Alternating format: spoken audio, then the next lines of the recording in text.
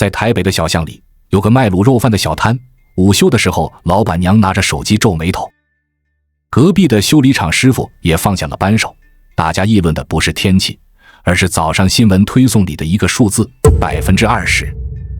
自从美国政府宣布对台湾出口美国商品征收暂时性的20%对等关税后，这个数字成了街头巷尾关注的焦点。有人焦急，有人不解，有人说这只是谈判手段。究竟这20%意味着什么？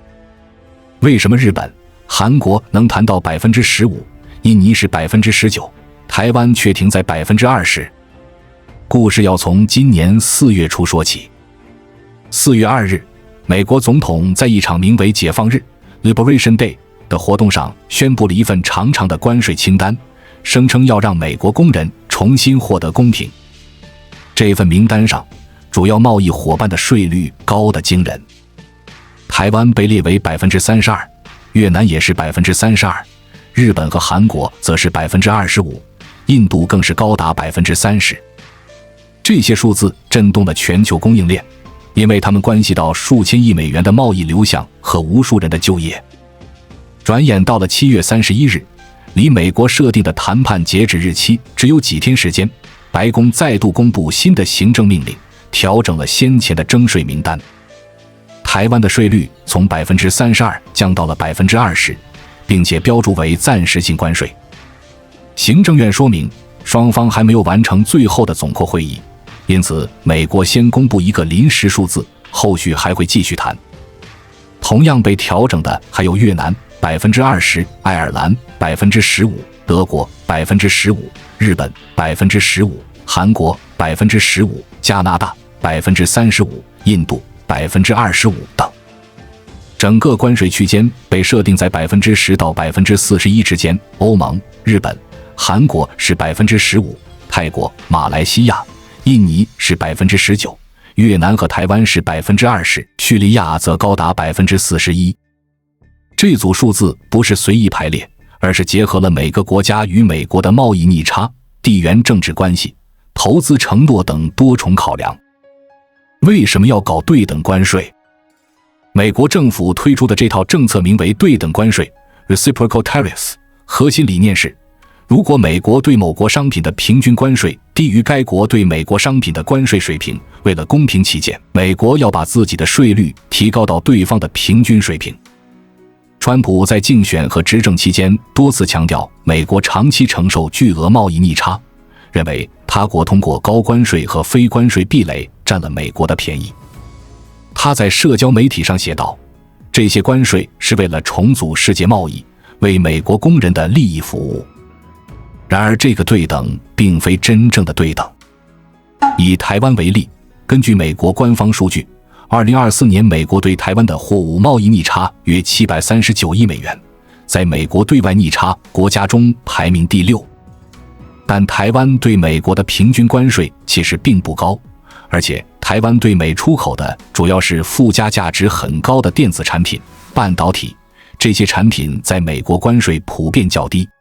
本轮对等关税计算方式更多是政治考量，美国挑选一些重点国家，用较高的税率作为谈判筹码，迫使对方做出让步，例如扩大投资、开放市场等，以此缩减双边逆差或换取其他利益。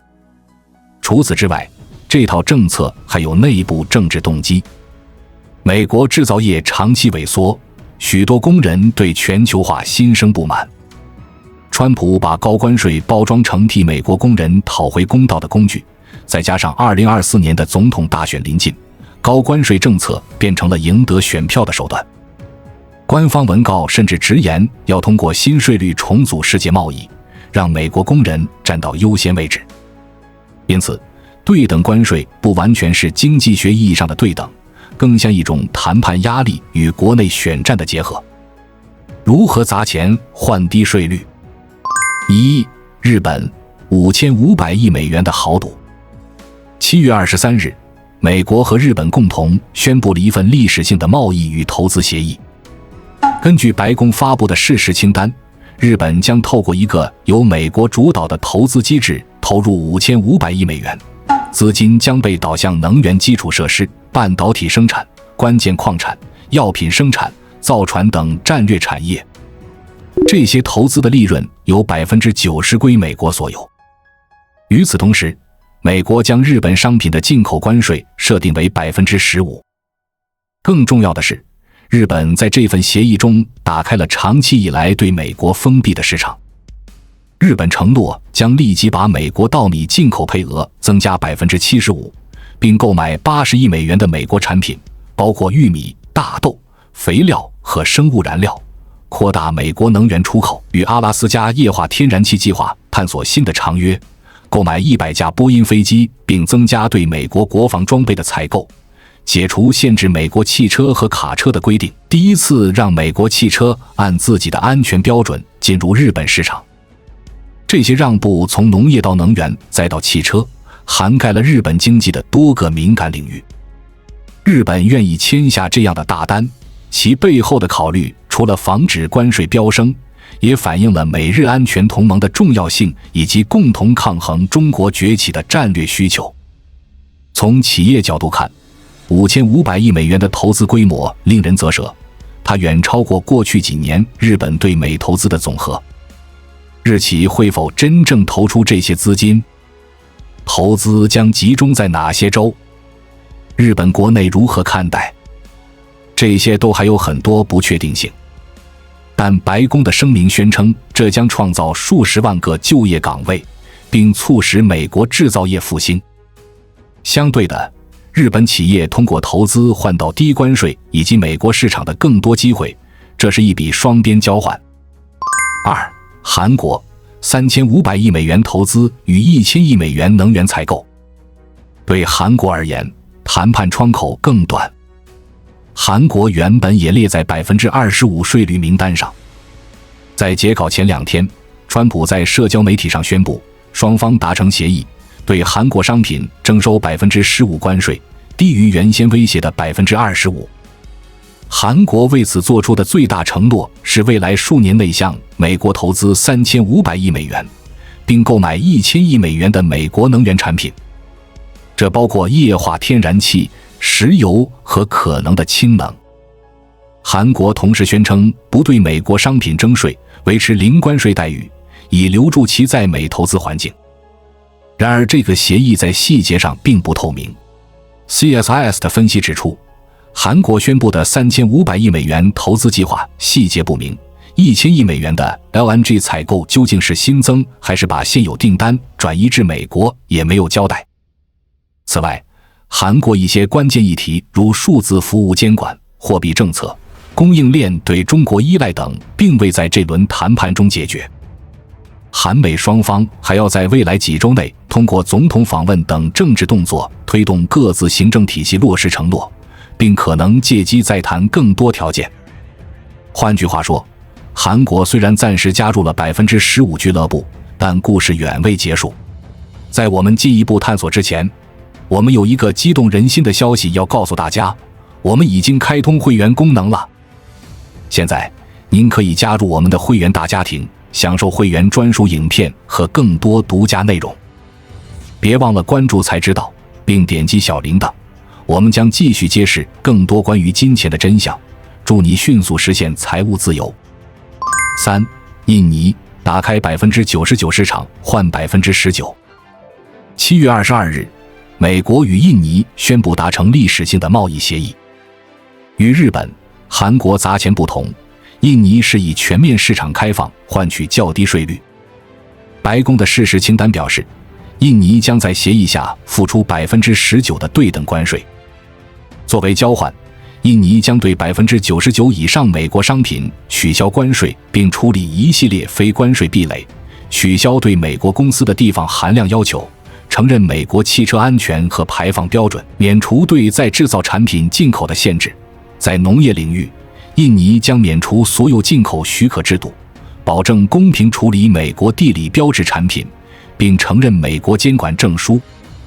此外，印尼还将在数字贸易方面取消对无形产品的关税，支持世界贸易组织对电子传输免征关税的永久停摆，并承诺解决钢铁过剩产能、共同增强供应链韧性，改进劳动标准。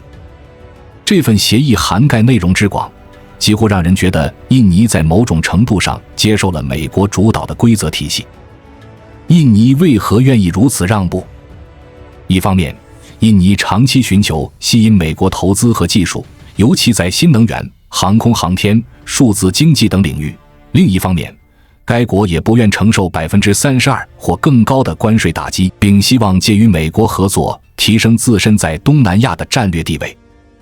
这种全面开放换较低税率的模式，也反映了东南亚国家在中美博弈中灵活的外交策略。台美谈判为何仍是谜？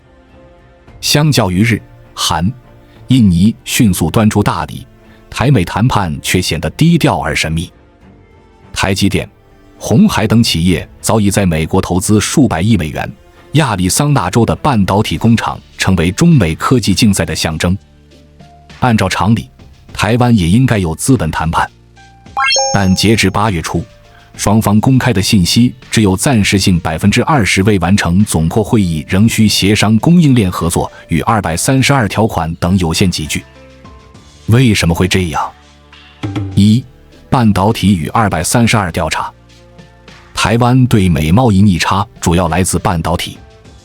台积电、联发科等公司是全球芯片代工和设计巨头，过去几年台湾在美国的芯片出口增长迅速。美国贸易扩展法232条允许总统以国家安全为由，对可能威胁美国安全的进口产品加征关税或限制。这项条款曾在2018年用于钢铁和铝，后来又用于汽车、矿物等。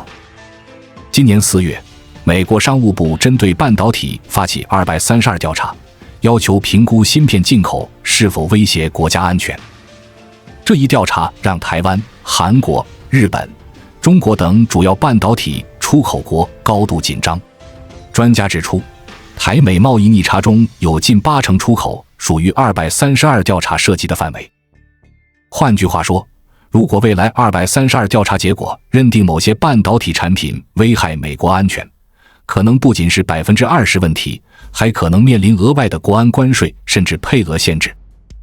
这也是台美谈判迟迟难以定案的原因之一。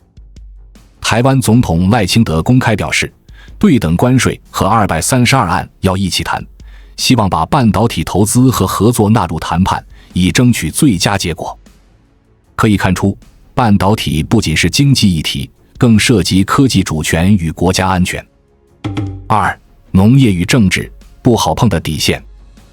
与日、韩的协议相比，美国对台湾的另一个施压点在于农产品。德国之声引用分析人士的话说，美国在日、韩谈判中特别关注开放农产品市场，同样也对台湾施压，希望台湾放宽对美国牛肉、猪肉、基因改造作物等进口。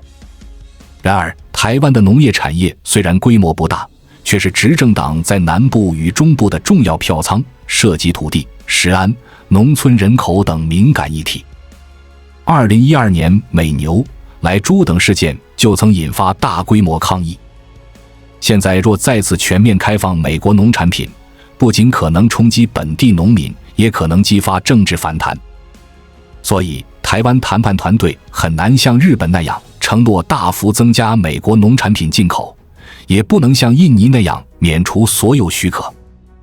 赖清德在不同场合强调，谈判会遵循4项原则：保护国家利益、守护产业利益、保障粮食安全、维护国民健康。这意味着在农产品问题上，台方有明显底线，不可能轻易让步。同时，台方希望在供应链合作方面取得美国支持，比如争取232条款下的税率优惠，扩大在美高科技投资补贴等，这些都增加了谈判的复杂度。3、已做贡献，却未换来待遇。有人疑惑，台积电在亚利桑那斥资数百亿美元建厂，苹果、英伟达等美国巨头严重依赖台湾供货，为何台美谈判还这么艰难？原因之一是，台湾的投资虽然巨大，但多是企业行为，未必纳入政府之间的协议框架。相比之下，日本与韩国签署的是政府级别的投资承诺，涉及资金调度、政策保障、利润分配，能直接写入条款。美国谈判团队更倾向于与政府签具法律文件，而非依赖企业自主决策。其次，在华盛顿的战略视野里，日本和韩国是美国的军事盟友，承担着印太安全的枢纽角色。美国通过关税让盟友加大投资，不仅是经济策略，也是巩固联盟的方式。相比之下，台湾虽然是民主伙伴，却没有正式的防务条约关系，且在中美博弈中处境敏感。美国对台政策一直战略模糊，同时与中国保持复杂互动。在这一背景下，华盛顿对台湾提出更严格的条件，比如要求台方在供应链安全、投资、贸易开放等方面做出更多实质承诺，才可能降低税率。对台湾企业和股民意味着什么？20%的关税落下，台湾各行各业感受不一。一些加工出口导向型企业，如机车零件、工具机、纺织品等，可能最先受到冲击。因为这些产品可替代性强，利润率不高，20%的附加税足以让美国客户转向越南或马来西亚的供应商。就在关税消息公布当天，台湾股市一度下跌数百点，市值蒸发逾1万亿新台币，各大半导体和电子股也短暂调整。市场担心台美谈判的不确定性会影响订单和资本支出。然而，半导体及高科技厂商影响相对有限，因为产品技术门槛高，且美国目前仍严重依赖台湾供货。许多芯片厂商也正投资美国建厂，可利用本地生产绕开部分关税。对中小企业来说，税率提升反而是一记警钟。过去长期依赖美国市场，在全球布局不足，现在必须思考多元化策略。台湾经济部和外贸协会已经鼓励厂商扩大新南向市场，加深与东盟、欧盟的自由贸易协定谈判，降低对单一市场依赖。同时，政府讨论提供出口转型补助和税负缓冲政策，协助企业升级价值链。由此看来，20%的关税在短期内失痛，但也可能促使产业升级。供应链重塑的大背景，理解本次关税风暴，还需要放在更大的供应链重塑背景。过去30年，全球化以效率为核心，生产集中于成本最低的地区。疫情、俄乌战争和中美竞争暴露了供应链脆弱性。美国近年推动友岸外包 friendshoring 与近岸外包 nearshoring， 鼓励企业把生产迁回北美或友好国家。法案如芯片与科学法案、通胀削减法案，提供补贴，吸引半导体、电池、汽车等产业在美国设厂。对等关税制度正是这一战略的配套工具，通过高关税逼迫企业把供应链拉回美国或分散到盟友国家。日本通过投资美国半导体和能源，韩国同意购买大量美国能源，印尼开放市场，减少对中依赖，这些都符合美国重建供应链的目标。台湾在全球半导体供应链的地位无可替代，美国既想确保供给安全，也想减少对单一地区依赖，于是透过关税与232调查同时施压和拉拢台湾。这种又拉又打的策略让台方处于微妙的位置，既有庞大商机，也必须防止产业核心技术外流。我们可以学到什么？从日、韩、印尼的例子看，美国关税谈判并非纯粹的数字游戏，而是价值交换。日本拿出5500亿美元投资，并开放长期封闭的农产品和汽车市场。韩国承诺3500亿美元投资和1000亿美元能源采购，同时接受未来更多谈判。印尼全方位拆除关税与非关税壁垒，加入美国倡导的数字和环保规则。他们获得15%或19%的税率，付出的不仅是金钱，还有市场准入、法律改革、供应链配合。台湾目前看到的只是20%的暂时数字，但谈判真正考验的是战略布局，愿不愿意像日本那样投入巨资并开放关键市场。有多少政治资本可以用来放宽农业与服务业？如何利用半导体优势在232调查中争取例外？台湾社会对开放农产品和数据流动的接受度如何？这些问题没有简单答案，需要政府、产业和民意共同讨论。个人认为，追求降税固然重要，但不必过度焦虑。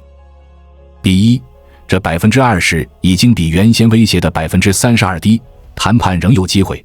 第二，台湾在全球供应链的核心价值在于技术和效率，只要保持创新和质量优势，短期税率波动不会动摇根基。第三，多元化市场与产业升级是长期之计，即使最后台美税率降不到 15%， 只要提升产品附加值和开拓新的合作伙伴，也能维持竞争力。